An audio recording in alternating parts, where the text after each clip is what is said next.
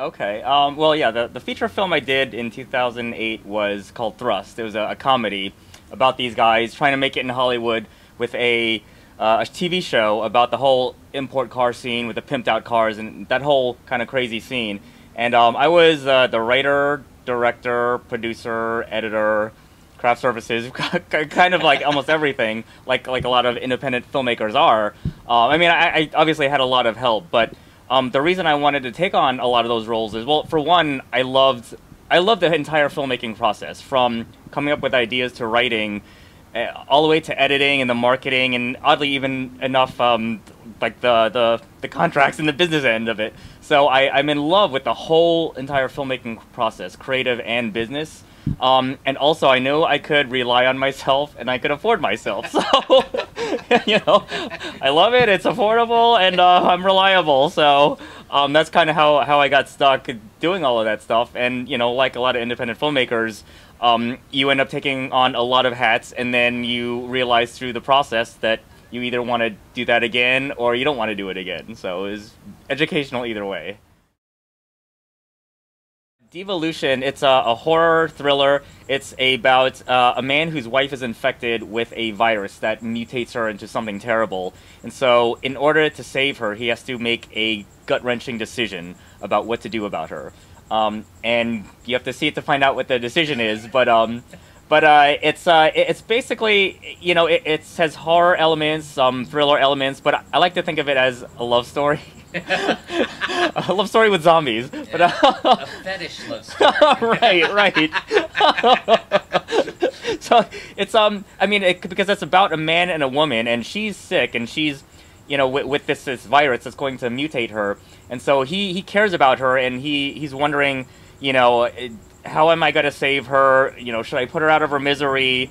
You know, is there something that I can do about her? But, you know, at the same time, you know, she's about to turn, so, you know, he's running out of time, and he's got to decide what to do about the situation. And you know, it's this interplay between this man and this woman in this extreme situation of life or death for both of them, actually, not just one of them. So you know, it's parts, you know, it's part love story, it's part thriller, it's part horror movie, and there's even a little action and stunts thrown in. A lot of blood, though. If you're squeamish, don't, you know, you should, well, come anyway. Heck, why not? You'll have a thrill.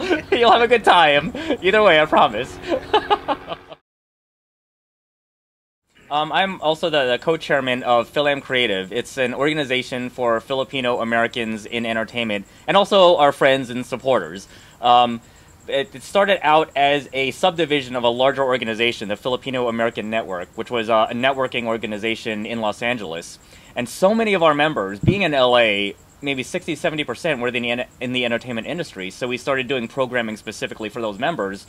And then just this past year, in 2011, we decided to rebrand that branch of the organization and basically make it its own organization.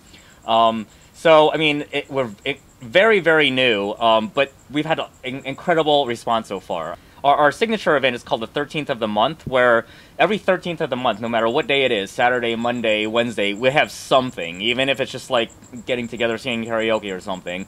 But we had a really big speed networking event, which is great, and it brought out so many people that I'd never even met before. I mean, you work in the industry long enough, and you meet other Filipinos in the industry, and you're like, wow, I must know every Filipino American in entertainment. But I mean, no, I mean, there's so many people that were just coming out of the woodwork, and it was creating all of this like tremendous energy.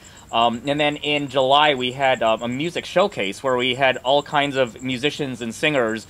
Even Camila Velasco, who was in American Idol, came out, was our headliner. So you know, when we want to do that kind of thing with like all types of the industry, there's like music and filmmakers and artists. And we're slowly building a community that can both rely on each other, but also to show everybody else in the rest of the world and in the industry what Filipino Americans can do. So we're very excited. I mean, we have a lot of things planned for 2012. We're co-sponsoring the Singafest Asian Film Festival as an industry sponsor.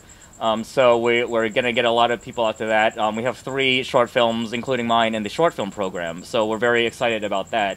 So we're getting a lot of momentum and building a lot of community. So we're very, excited about things that are coming up. Excellent.